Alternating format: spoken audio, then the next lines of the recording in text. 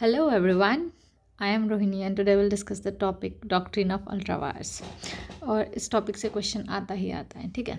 So start करते हुए doctrine, इसमें थियरी होगी, इसके नेक्स्ट वीडियो में प्रोबेबली केसेस होंगे इस टॉपिक से रिलेटेड। स्टार्ट करते हैं।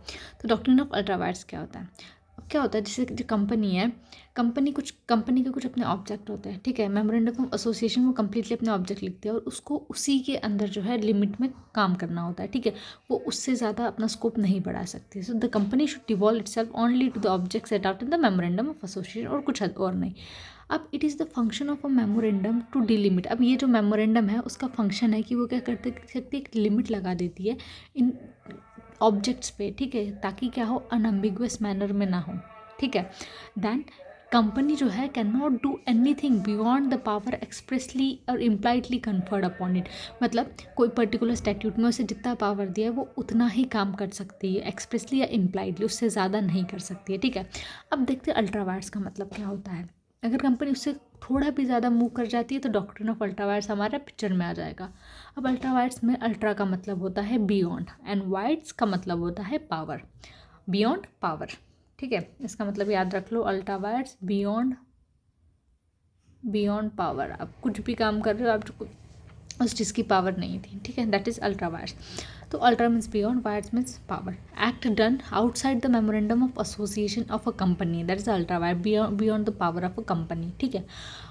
और सॉरी और ये कैसा होता है, होली वॉइड होता है। ऐसा नहीं कि पार्शल ये ठीक होगा, नहीं, ये होली वॉइड होता है और उसको रेटिफाई भी नहीं कर सकते, ठीक है। देन कॉन्सिक्वेंस क्या हो सकता है। चलो ठीक है, आपने जो है कोई अल्टर बियॉन्ड कंपनी के पावर के आपने कोई ट्रांजेक्शन की, तो उसका कॉन्सिक्वेंस क्या होगा।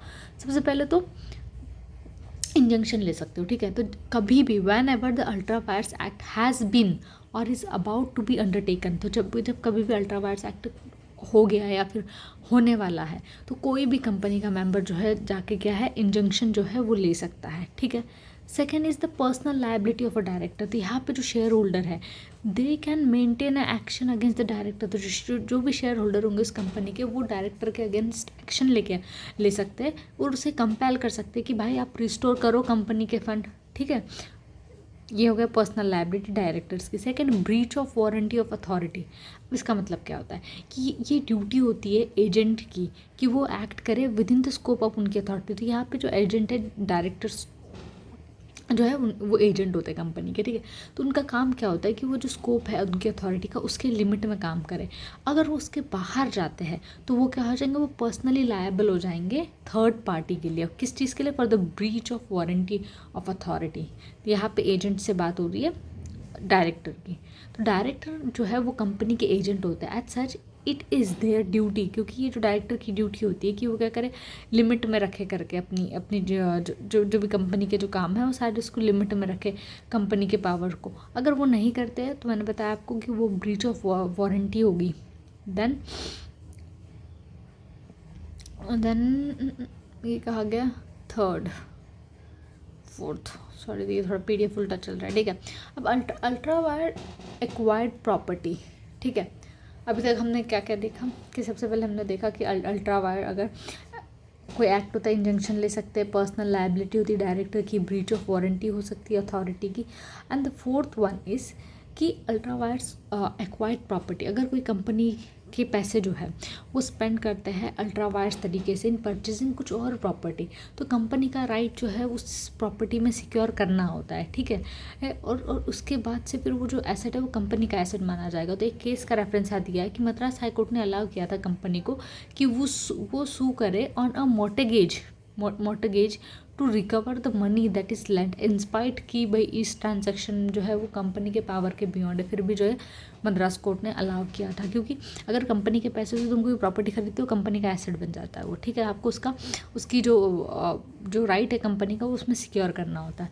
Then ultra vires contract. अब अल्ट्रा वायर्स कॉन्ट्रैक्ट क्या होता है कि कोई भी कॉन्ट्रैक्ट अगर आपने किया है और act which is outside the object of company, मतलब आपका जो कंपनी का ऑब्जेक्ट है आपको अलाउ नहीं करता ये कॉन्ट्रैक्ट करने के लिए, तो वो क्या हो जाएगा, वॉइड हो जाएगा। Even an anonymous consent of share holder can not, भले भले ही पूरे शेयर होल्डर बोल दे कि भाई हमारी इस चीज़ को लेके कंसेंट है and we want to do this contract, लेकिन अगर वो आपके स्कोप में नहीं आता, आपके पावर के लिमिट में नहीं आता है, तो that would be void, no matter कि सब ने कंसेंसस दी है, नहीं, ठीक है।